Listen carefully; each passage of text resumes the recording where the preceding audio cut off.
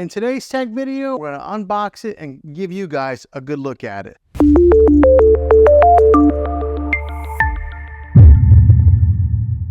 Okay, so this is what the back side of it looks like. It's just laying face down. Here's another good look at just how thin this TV is from there to there. But this is where all the brains of the TV are.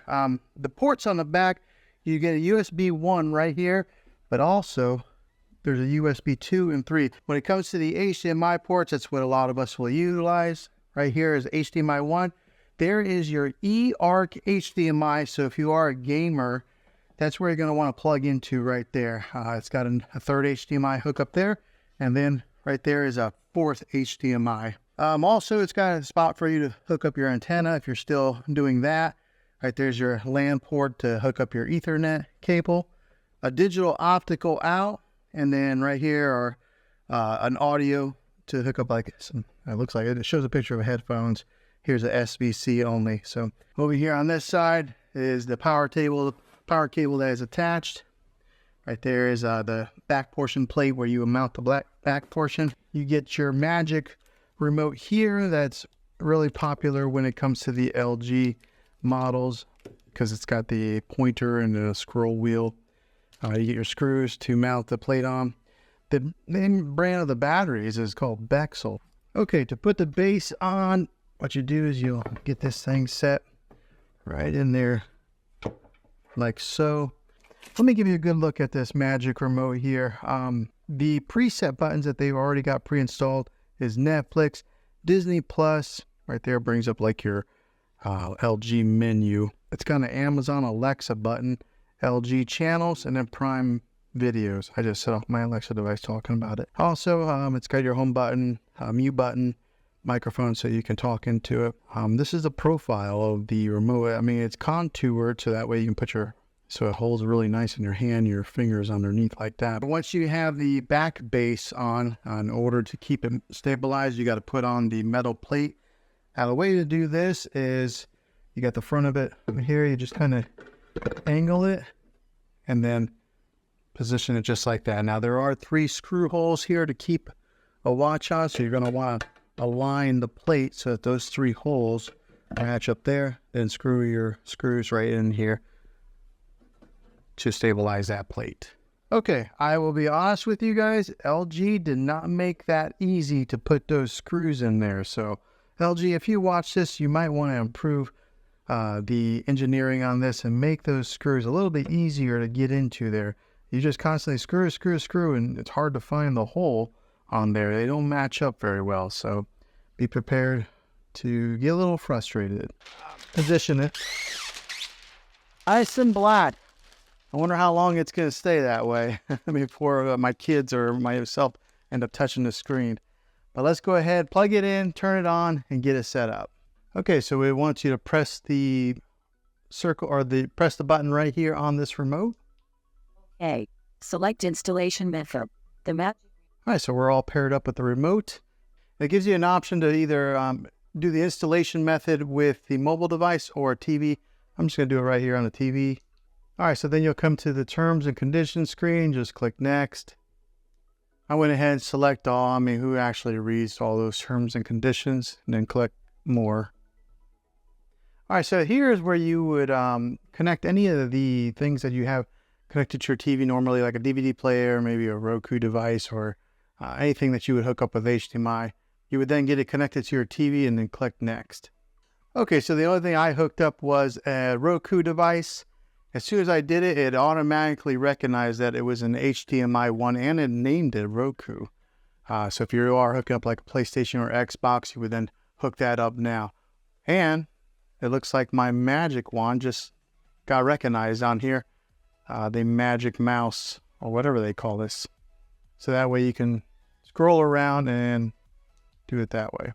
All right, so if you do have a TV antenna, you can get it hooked up right here. And when you hook it up through your coax cable. I do not have it, so I'm just going to go ahead and click next. All right, so if you don't have a TV or if you don't have any kind of cable or antenna hookup, you just go, I don't have TV service, and then you click next there. You enter in your zip code. Why? I don't know why, but they ask for it.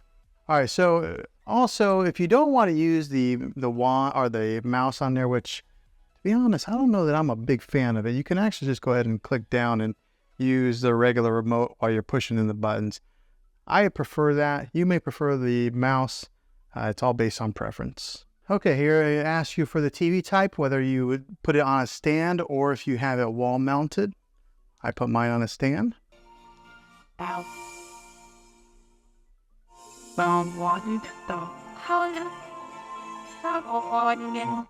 Okay, so you can see the sound difference there when you let the artificial intelligence take control there on the sound in the picture. It boosted the sound whenever I let it do the sound. I didn't really tell a difference on the picture quite yet. Okay, so if you have an LG account, this is where you would then sign in here. If you don't, you would then create one. Okay, next up, you'll come to this screen here. If you're wanting to install Prime Video or Sling, I'm not sure why LG only includes these right off the bat. Maybe they have some type of contracts with these two companies, but this is where you would sign into your Prime Video account and get it set up. Or if you have Sling, you would sign in here, and then it would do app installation. Okay, since I have Prime Video, install the Prime Video app. I don't have Sling. Went ahead and put it in there, and it's giving me the option to launch it or close. I'm going to go ahead and close so I can move on to the next step. This is what your main menu looks like.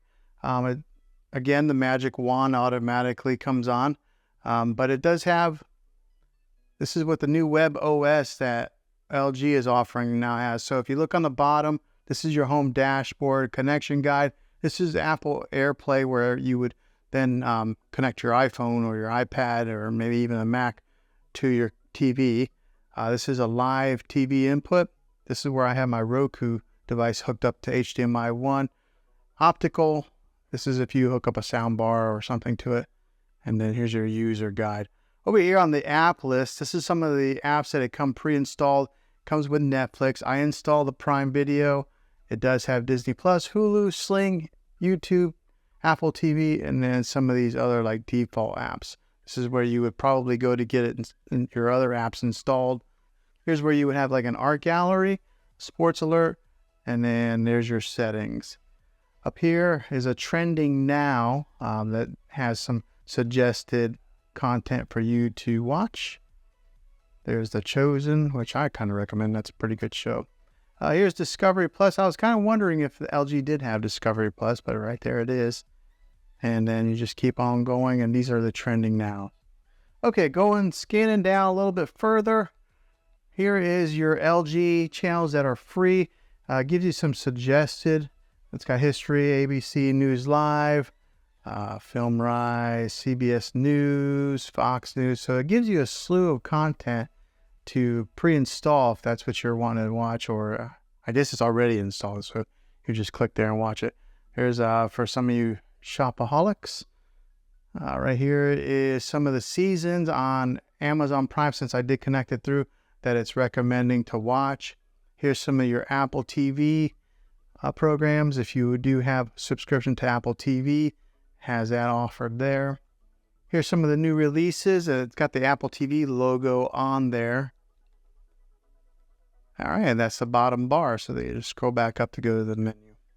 All right, so just first glance at after hooking this thing up, going from a kind of a generic TV that was here on this dresser before to this TV, the first thing I did notice was the sound was incredibly loud for this TV compared to the other model that I had. And I think a lot of it does have to do with that that plate right there that projects the sound underneath the TV and then out to you. So it is loud. Just looking at it here on first glance, this is a nice looking TV. This is the OLED display.